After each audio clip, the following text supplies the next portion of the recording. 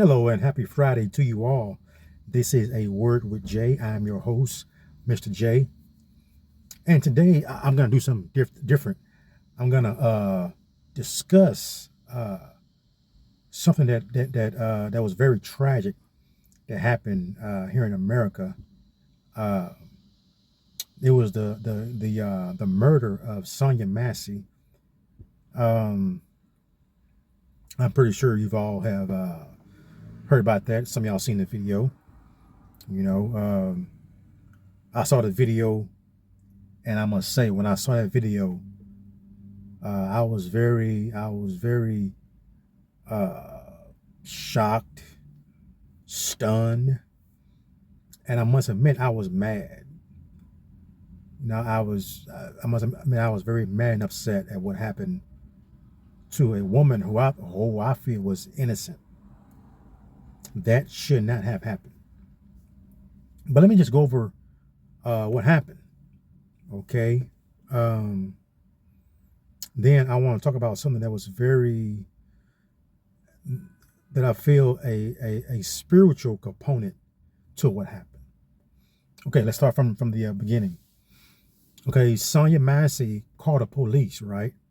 Because she heard a prowler on the outside of her house. So she calls the police to check, right? Call the police, check, see what's going on, right? The police show up. They look around the house, they're doing their job. They look around the house, and they see nobody around the house. And so the cop tells her, we checked your house and we found nothing. That should have been the end of it. They came, did their job, looked around the house. That should have been it, right? The police go to her front door, and she comes out, and they're talking on the front door. And to me, it seemed like the cop was kind of trying to dig for something. It's like he was trying to do more than what was required. She called you because of a prowler. You checked the house. You checked around the house. That should have been it. But it seemed like the cop, I believe his name is Sean Grayson, was trying to do more. He was trying to find something that wasn't there. And so they keep on talking. Then after a while, the cop lets himself into her house. Why? Why are you going inside of her house?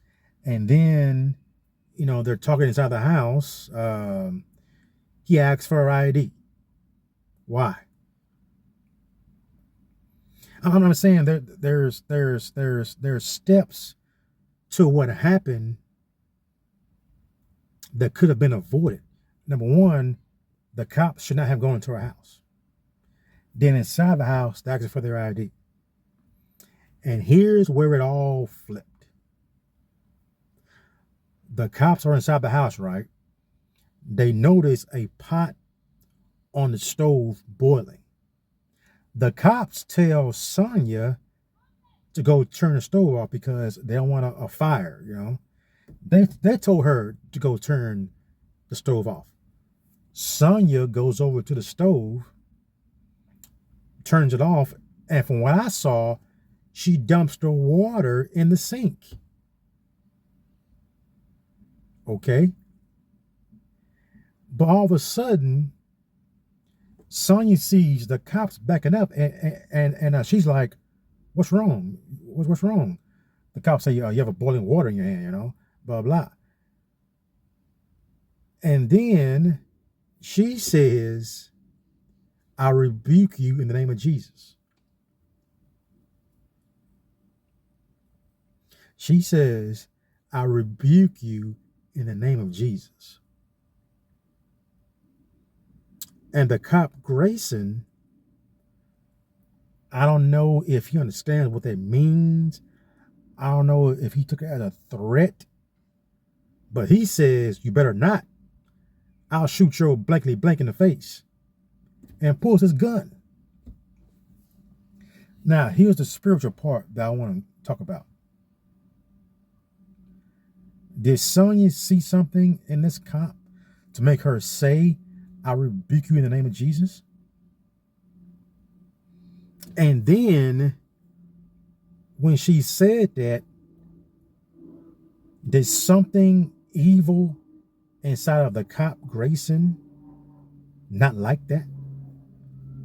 For him to respond, you better not. That's what he said. She said, I rebuke you in the name of Jesus. His response was, you better not. Was that the evil inside of him talking in response to the name of Jesus? Because demons don't like the name of Jesus. What made Sonya say, I rebuke you in the name of Jesus?